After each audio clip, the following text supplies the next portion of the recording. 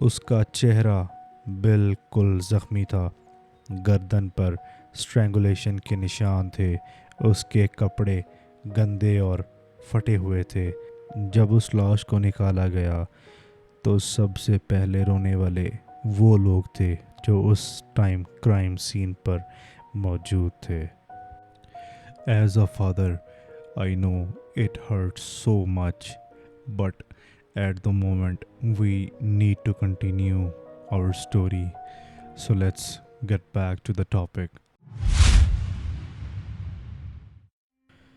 زینب کی باڈی کو post mortem کے لیے بھیج دیا گیا تھا، اور جب پوسٹ مارٹم کی رپورٹ آتی ہے اور اسے پبلک کیا جاتا ہے تو ہر شخص ہل جاتا ہے، کیونکہ ڈاکٹرز نے کنفرم کیا تھا کہ زینب کے ساتھ ملٹیپل ٹائمز سیکشول اسالٹ ہوا۔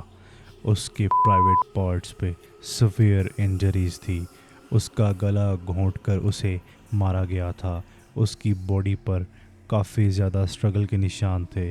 اس کا مطلب کہ اس نے آخری حد تک ریزسٹ کیا۔ ڈاکٹرز نے میڈیا کو بتایا کہ زینب کو بروٹلی اسالٹ کیا گیا ہے، اس کی باڈی نے آخر تک لڑائی کی تھی، لیکن سنس وہ صرف 6 سال کی تھی تو وہ اس شیطان سے خود کو نہیں بچا سکی۔ یہ سب کچھ پبلک ہوتے ساتھ ہی ہر طرف ایک سائلنس چھا گئی تھی، میڈیا، پبلک اور ہر ماں کے دل میں۔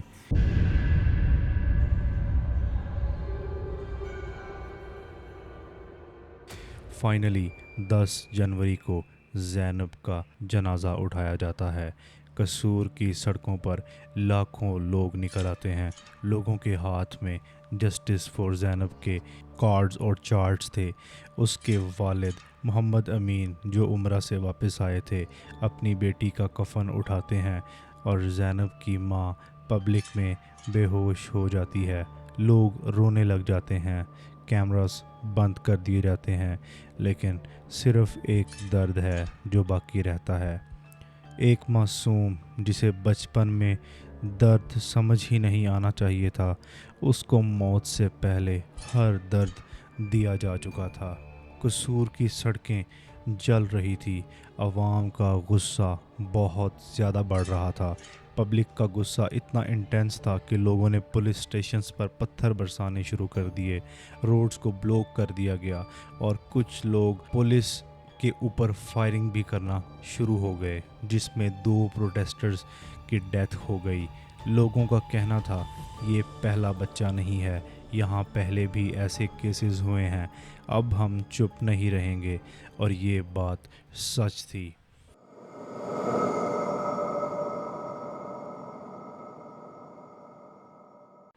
اب اس کیس میں ایک ایسا ٹرن آنے والا تھا جو کبھی کسی نے سوچا بھی نہیں تھا، بیکاز جرنلسٹ نے پاسٹ فائلز کھولنی شروع کی اور ایک شاکنگ کنیکشن ملا۔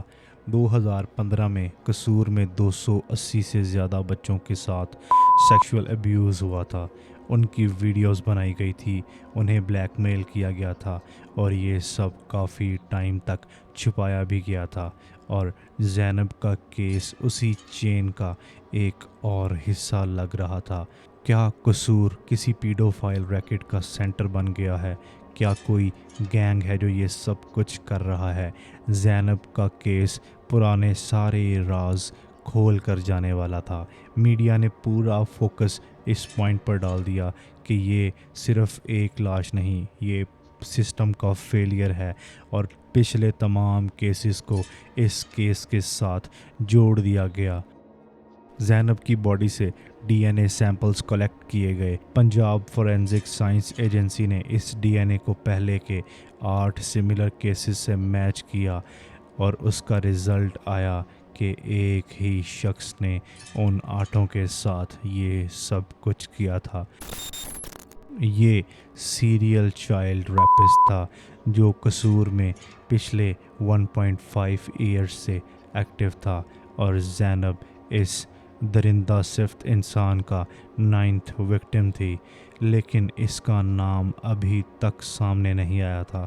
پولیس نے 1100 सस्पेक्ट्स का डीएनए टेस्ट स्टार्ट किया। एक साइंटिफिक रेस स्टार्ट हो चुकी थी, या तो वो मिल जाएगा या फिर एक और ज़ैनब के साथ यही सब कुछ हो जाएगा। ज़ैनब का नाम हर टीवी, हर सोशल मीडिया प्लेटफॉर्म पर गूंज रहा था और ये केस एक हाई प्रोफाइल केस बन चुका था। सुप्रीम कोर्ट ने सुओ मोटो नोटिस लिया, चीफ जस्टिस ने डायरेक्ट ऑर्डर्स दिए। ये मुल्क का मसला है और हर लेवल पर इन्वेस्टिगेशन होनी चाहिए। ये एक टेस्ट है इंसाफ का। Prime minister, opposition leaders, celebrities सब ने इस चीज़ पर रिएक्ट किया, मगर अवाम का सिर्फ एक सवाल था कि जब तक ये दरिंदा पकड़ा नहीं जाता, हर माँ की नींद हराम रहेगी। फाइनली जब सीसीटीवी फुटेज को दोबारा एनालाइज किया जाता है तो एक शॉकिंग चीज़ सामने आती है। ज़ैनब उस आदमी के साथ बिल्कुल कॉन्फिडेंट होकर चल रही थी, जैसा कि हमने वीडियो के शुरू में भी कहा था। तो क्या वो उसे जानती थी, और क्या वो आदमी आस पास का था, कोई फैमिली या पड़ोसी या कोई रिश्तेदार?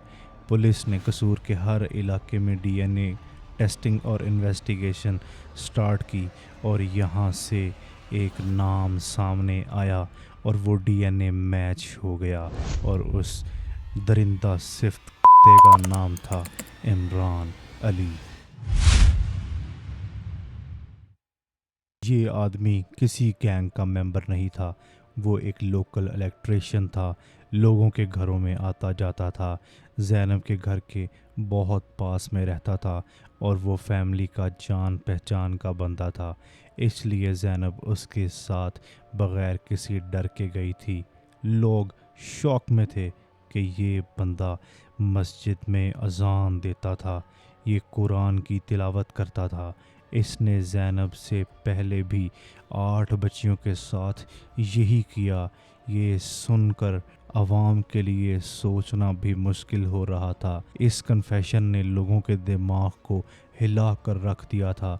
इमरान अली ने पुलिस के सामने कन्फेस किया कि मैंने उसे कुरान स्कूल के रास्ते में रोका, उसे मीठा वादा किया कि मैं उसको उसकी मामा और पापा के पास लेकर जाऊंगा, और फिर उसको एक खाली घर में लेकर गया, और उसकी वॉइस में कोई पछतावा नहीं था, कोई शर्म नहीं थी, वो बस कैजुअल टोन में बोल रहा था।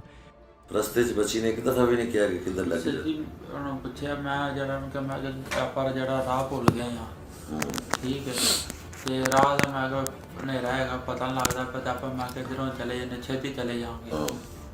ਤੇ ਉਸ ਜਗ੍ਹਾ 'ਤੇ ਜਿਸ ਵੇਲੇ ਮੈਂ ਕਿਹਾ ਬਾਅਦ ਵਿੱਚ ਜਦੋਂ ਕੋਈ ਮਤਲਬ ਰੋਸ਼ਨੀ ਹੈਗੀ ਸੀ, ਇਹਨਾਂ ਰਿਸੀਵਰ ਚੱਲਦਾ ਪਿਆ ਸੀ ਉੱਥੇ ਬੈਕਰੀ ਦੇ ਕੋਲ ਕਰਕੇ ਅਗਲੀ ਸਾਈਡ 'ਤੇ, ਤੇ ਹੁਣ ਮੈਂ ਵਾਹਵਾ ਦੂਰ ਦਾ ਜਦ ਮੈਂ ਕਿਹਾ ਉਹ ਸਾਹਮਣੇ ਜਿਹੜਾ ਨਾ ਉੱਥੇ ਮਤਲਬ ਇਹ ਹੈਗਾ, ਉਹ ਆ ਗਏ, ਆਪਾਂ ਕੋਲ ਆ ਗਏ ਆ ਜਿੱਥੇ ਜਾਣਾ।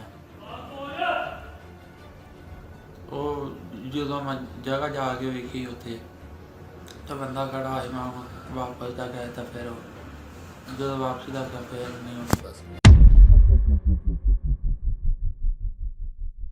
वेल 13 फरवरी 2018 इमरान अली पर ट्रायल स्टार्ट किया जाता है। ये पाकिस्तान का फास्टेस्ट हाई प्रोफाइल ट्रायल बन गया।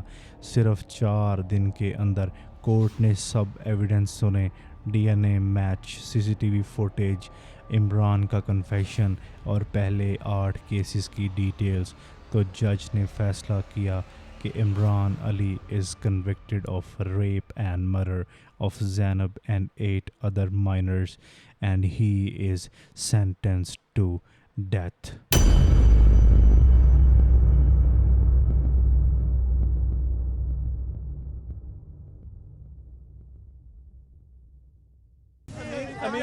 अमीन साहब ये बताइएगा कि जब मुजरिम को फांसी दी गई तो उसने आपसे कोई बात की या उसके लवाहिकीन ने? नहीं जी, उसने कोई मेरे साथ बात नहीं की। वो जब फांसी घाट पर आया है, बिल्कुल जब वो फांसी घाट पर उसको लाया गया वो खुद चल के आया है, बेखौफ बेखतर वो चल के आया है।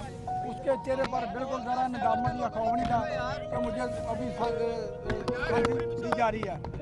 हाँ, उस पे चेहरे पर बिल्कुल कुछ शर्मिंदगी या खौफ नहीं था कि मुझे फांसी दी जा रही है। वो मैं तो बड़ा देख के मज़ीद परेशान हुआ कि इस तरह का ये दरिंदा था कि उसको अभी भी जब कि पता चल रहा था कि मुझे फांसी दी